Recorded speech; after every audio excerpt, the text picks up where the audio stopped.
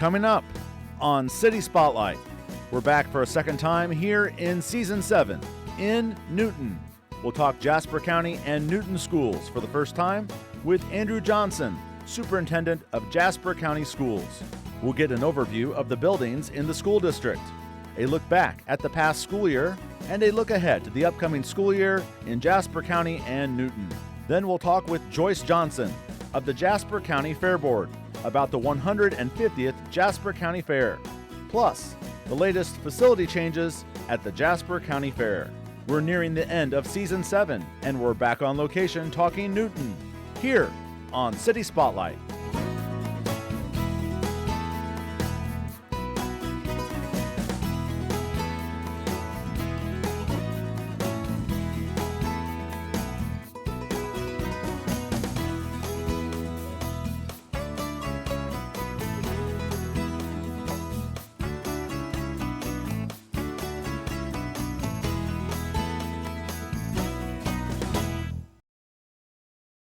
City Spotlight is supported by Consolidated Communications. CCI is honored to salute the cities and their leaders in the area, as well as providing TV, internet, and phone service to local homes and businesses. We live where we work and are proud to support the communities we serve. More information available at consolidated.com. And welcome to another edition of City Spotlight. As you can see, we are on location and we are back in a familiar place, Newton. Yes, our second episode here on City Spotlight on Newton. We taped our first episode on Newton all the way back on March 1st. We're taping here on June 23rd for this first segment. Two first-time guests in this episode, and to help us out in this first segment, we welcome first time to the program, the Superintendent of Jasper County Schools, Andrew Johnson. Andrew, pleasure to have you on. Thank you very much. Great to be here. We are taping inside here at the Administration Building for Jasper County Schools here in Newton. Great to have Andrew on to talk Jasper County and Newton schools for the first time here on City Spotlight. Look forward to getting an overview of the school district, the buildings, and how this last crazy school year kind of went. But first time guest, Andrew is. Andrew, tell us about yourself. Well, Andrew Johnson, and I've been the superintendent of schools here at Jasper County for going into my 6th year. Prior to that, I was the athletic director at Teotopolis for 7 years, Wow. assistant principal and athletic director. And then prior to that, started my career in Marissa, Illinois, which is south of Mascoutah, as a physical education teacher, health teacher, athletic director. I think I swept the floor if they needed it. You name it, we were glad to do it. So I guess you've had all hats. I've worn lots of different hats, that's for sure. And what brought you to Jasper County and Newton? What brought me to Jasper County and Newton was, I think my son said it best as he decided to go into education and switched from engineering to education. The opportunity to affect more people in a positive manner. Started my career as obviously teaching, and there was a small fraction of people that I felt that I could impact in a positive way. Went to middle level administration and athletic director at T-Town, and had the opportunity to affect some more, and at this level here, it branches out even farther as regionally, as I'm very involved with EIU with lots of things and initiatives that are coming down the pike on the education side. So I think the desire to be a superintendent, which I'll be honest with you, when I was first starting my career, would have never dreamed that I would sit in a position of this nature. I just wanted to coach and teach and be around students, and now I get to do a whole lot of other things and still be around students, so I really enjoy that. As is the case for myself, a little personal moment here, I never thought I'd be hosting this program for our 7th season. You mentioned you were at T-Town before. We've interviewed another former T-Town educator, Bill Fritcher at Neoga, and so you guys have crossed paths as we talked about before taping here. All right, so thank you for telling us about yourself, Andrew. Let's learn about your school district, talking Newton and Jasper County schools for the first time. Let's talk about your buildings. Okay, absolutely. We've got one outer line building that's still hanging on by threads out there, which is our pre-K kindergarten building at St. Marie, which is approximately 8 to 10 miles southeast of Newton. Right. And we're trying to, we really like to get that one closed, move to town from an efficiency standpoint, from a security standpoint, from a safety standpoint, and from an educational standpoint, truthfully. So that's kind of been in the works a little bit. And then we come to town, and we've got our Newton Elementary building, which houses our 1st through 6th grade. Right. And then you cross over on the other side of town, which is our junior high and high school building, basically consolidated there, and that's our 7 through 12 building, of course. And then we just recently purchased the Sunrise Center, which sits just on the, I guess, southeast corner of Newton as you're leaving town, with hopes to someday put the St. Marie students in that building, expand that building, and move our first grade down there with them as well, and do kind of an early childhood center facility. Some communities do have that, and so we have video of all the elementary schools, and prior to this taping we already got video. So St. Marie is a small little town in the county of Jasper County, but they do have an elementary school, and I understand, as you said, you'd like to see things move back all here to Newton. Very much so. Okay. Any recent structural work that has been done? I mean, what educational school district hasn't had work done? Some of these buildings are of older nature, and not every district is able to have brand new shiny buildings every year. So what recent work has been done and or looking forward? We've got a plan actually it is basically a plan in place that we took to the voters as a referendum in March. Unfortunately, it failed really, to be honest with you, by a large margin. And I think there might have been some misunderstanding to what that represented, and I believe we'll break that down into smaller segments and come back to them again. And that was a $15.7 million referendum with the plans of, again, closing down St. Marie, coming to town. And I really believe that that's probably the top priority on that plan, and we're going to stay with that, maybe make some adjustments to that.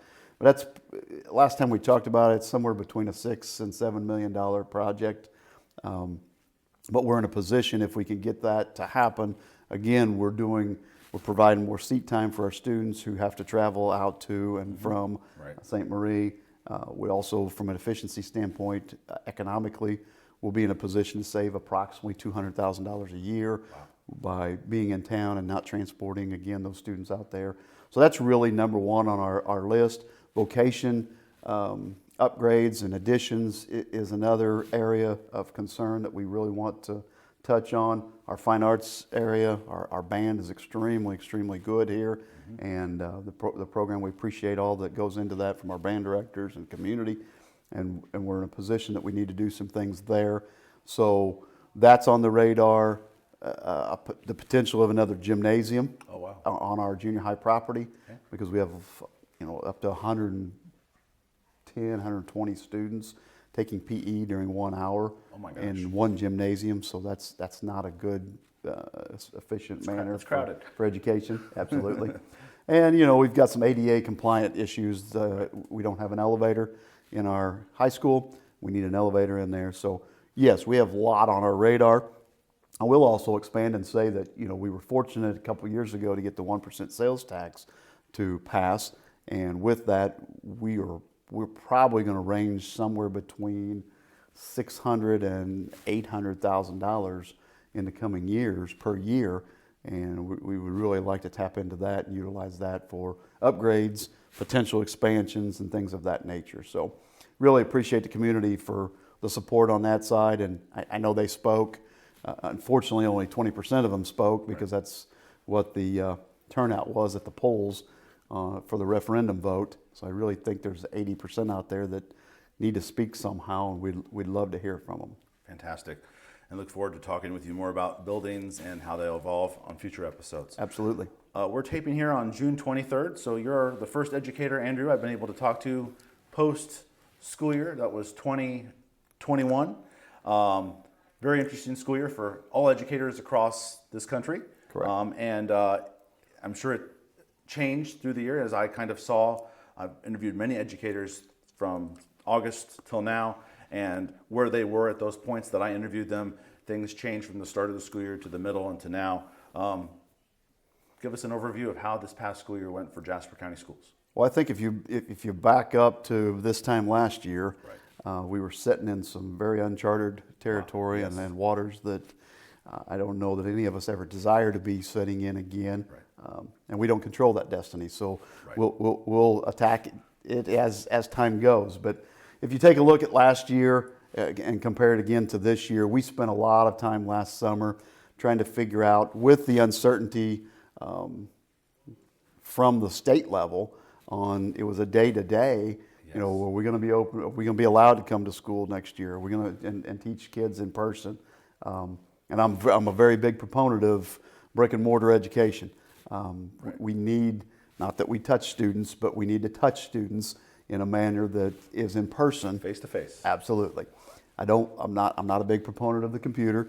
I am a huge component of technology, but not when educating students. I feel like that should be utilized only in a need basis situation. But our year was, I tabbed it at graduation as the miracle year. I felt it aligned with miracles because it was a miracle we were able to start in person. Correct. And we finished the whole year in person. So we never had a day off throughout the entire year. Wow. That we weren't in person. We had spots where we had spikes, cases, really never spread hardly at all in the buildings. So I was proud of our staff, our community, the whole organization across the board, from our board members and everybody involved in it. Were so supportive of us administratively making decisions on the fly, because we couldn't plan out 2 weeks or a week or 3 weeks, just because we didn't know what was coming next. We didn't know what the data was from Fauci and from the national level, right, and then obviously trickled down to the state level. So I'll be honest with you, I look back at it, and without a doubt, I call it the miracle year, because I believe without a doubt the students in Jasper County were educated at a very high level compared to a lot of organizations that were not in person and weren't able to do some of the things that we were able to do. So hats off to our everybody involved in our community. Very few negatives did we have the entire year, other than the fact that some people took their kids out of district because they were wearing masks, and we had to wear masks. And again, that wasn't something that I imposed. That was imposed by the IDPH and the state level. So, and I disagreed with it. However, we have to sometimes follow the mandates that come to us. Every school district, every community, county is in a different boat and approaches, and obviously you have to follow the guidelines. I love hearing about the miracle year. I would say it was probably a successful year. Oh, there's no question.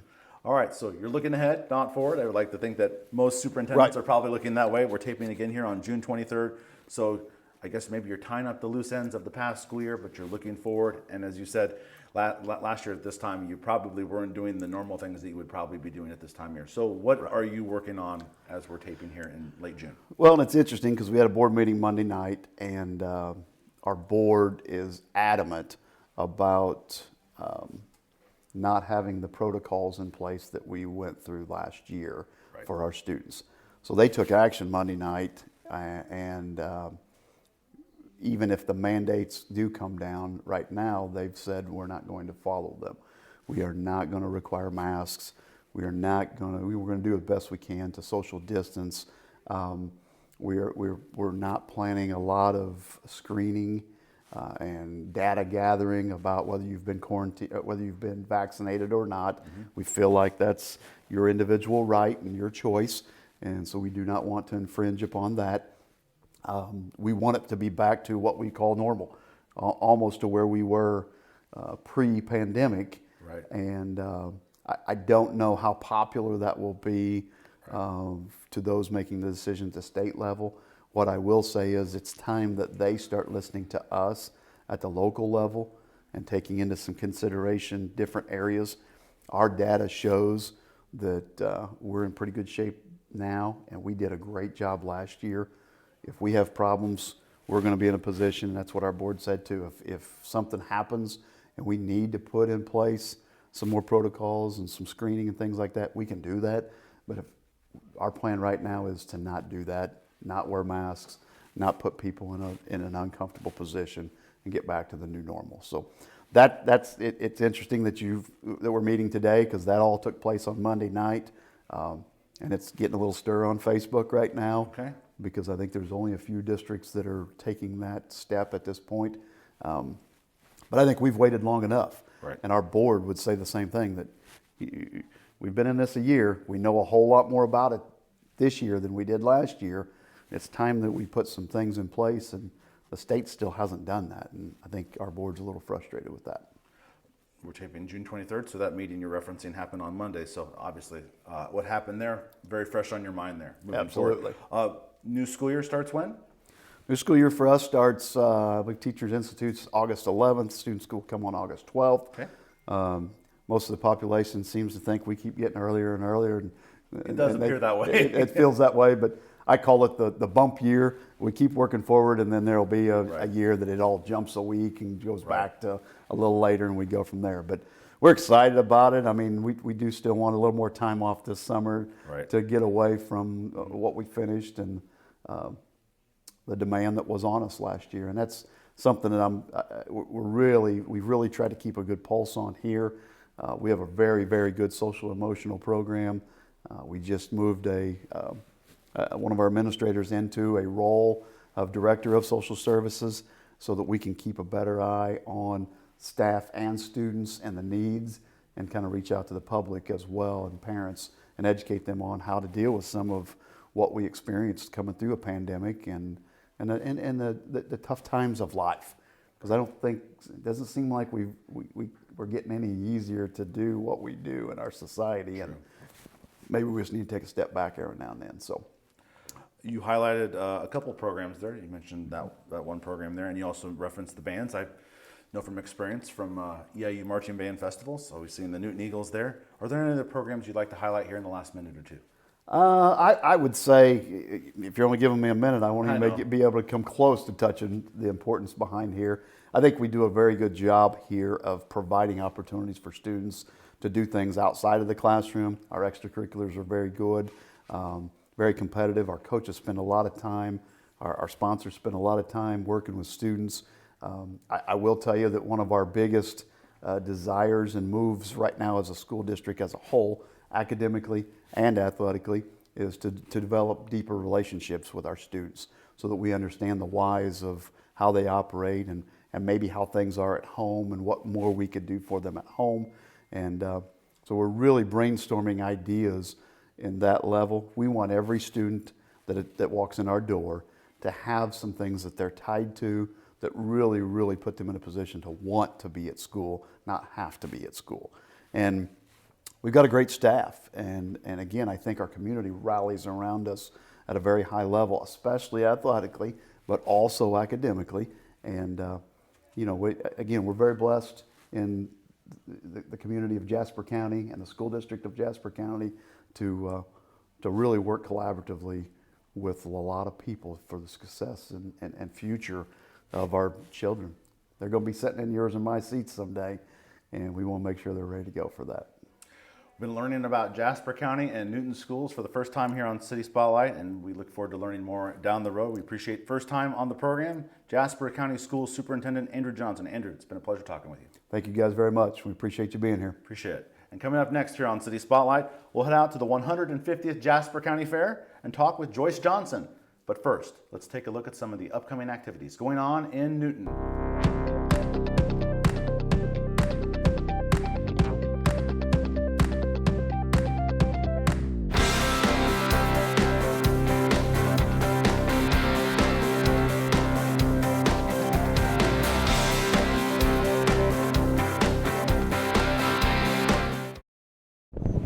And we're back here on City Spotlight, this on-location episode on Newton. As you can see, we are no longer indoors. We are outdoors for this second segment of this episode, and we are at the Jasper County Fairgrounds. So we're going to talk all about the 150th Jasper County Fair. And to help us out, to my left, first-time guest of the program, Joyce Johnson. She's with the Jasper County Fair Board. Joyce, great to have you on the program. Thank you for coming. Appreciate it.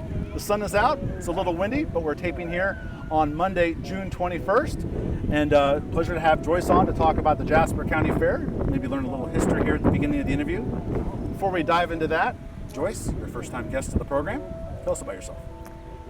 Joyce Johnson. I grew up in Cumberland County and married Gary Johnson, moved to Jasper County, and ever since he got me involved in the Fair Board, and I've been on ever since 1997. Wow. My math in my head quickly tells me that's 25 years, so that's a good healthy time there involved with the fair. Yeah, Very good. So again, we're taping here at the Jasper County Fair, 150th edition. Joyce, tell us a little bit about the history of the fair here in Jasper County. From what I understand, I mean, it's been going, like I say, that long, and when it first started, it was not on this location. Okay.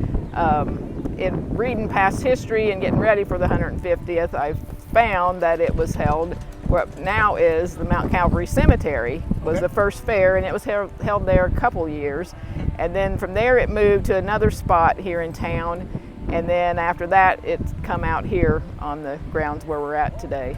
So the majority of this fair over the years has been at this location on the west end of Newton. Yes. Okay. Overall, how has the fairgrounds held up through the years? I'm sure weather and time have probably been the enemy of most fairgrounds, but how has it held up?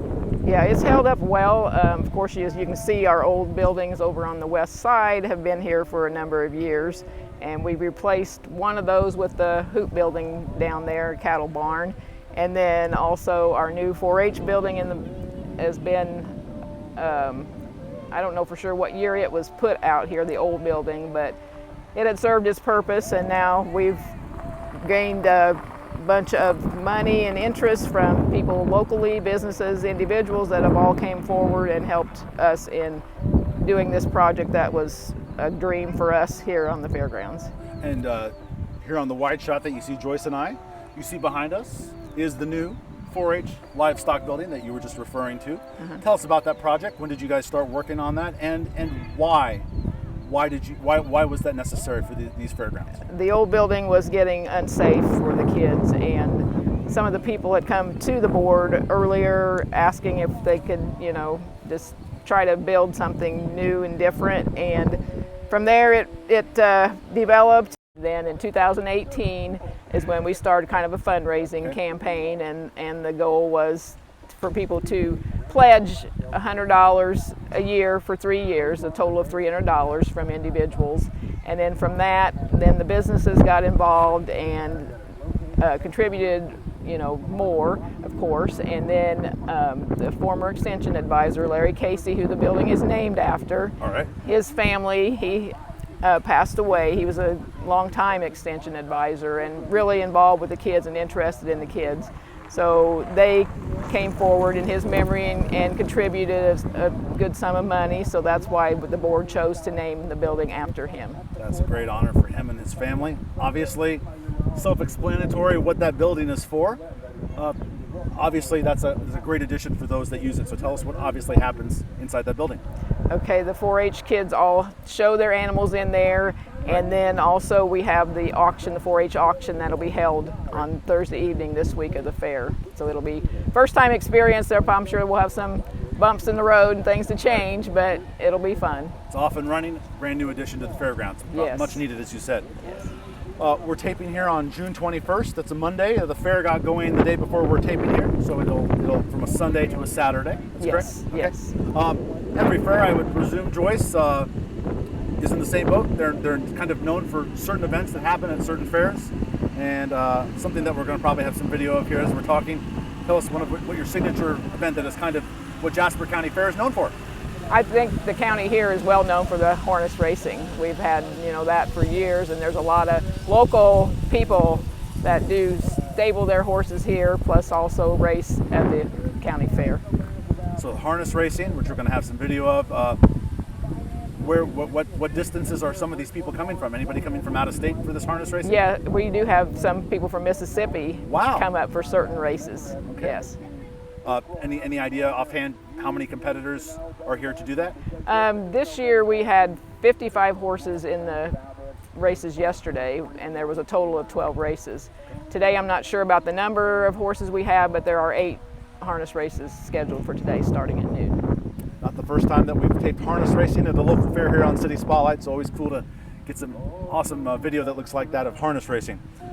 So I guess it's fair to say, last year was a kind of a bump in the road for everyone, especially fairs too. Right. COVID, I think, pretty much canceled all fairs, I would assume, locally. Pretty much, yes. And so that would have been the 150th Jasper County Fair. And I would have to assume, since I've interviewed a few fair board presidents and other people in fairs, that that continuous streak for fairs is a very important thing. Yeah, it is. Tell us about that for the Jasper County Fair. Well, it is for us because we've been the oldest, longest continuous running fair. And then last year we worked up to the last minute that we could to try to still have some events, but when it come down to it, we just had to cancel just for safety of everyone. How great is it to be here and hosting this 150th Jasper County Fair? That's a big number, and it's a ceremonial year. Yes, it is. It is great to have, and everybody was so excited to be able to come back out and have a fair. Well, we're happy to be here to talk about it. So you mentioned off the top of the interview that you've been involved with the Jasper County Fair and the Fair Board for almost 25 years. Joyce, what does this long-standing fair mean to the county and the community of Newton? For the county here, it's a rural community, and everybody from way back, it's just been a major thing, a summer event that's been held here in the county. Very good. Do you have I'm gonna pick on you here. Do you have a favorite thing about the fair, or do you just like it all? I just like the whole round. Like I say, grew up with it in 4-H myself, so you just kind of get it in your blood, and that's just part of it. You just go out and take it in. And you're sporting a ceremonial shirt there. That's a fun-looking shirt. The Jasper County Fair 150th edition. Joyce Johnson with the Jasper County Fair Board. Joyce, thank you for sharing the history and what's all about with the 150th Jasper County Fair. Thank you. Thank you for coming out. Appreciate it. And that'll do it for this latest City Spotlight episode here on location in Newton. We've been at the Jasper County Fair. Thanks for watching this episode of City Spotlight. City Spotlight is supported by Consolidated Communications. CCI is honored to salute the cities and their leaders in the area, as well as providing TV, internet, and phone service to local homes and businesses. We live where we work and are proud to support the communities we serve. More information available at consolidated.com.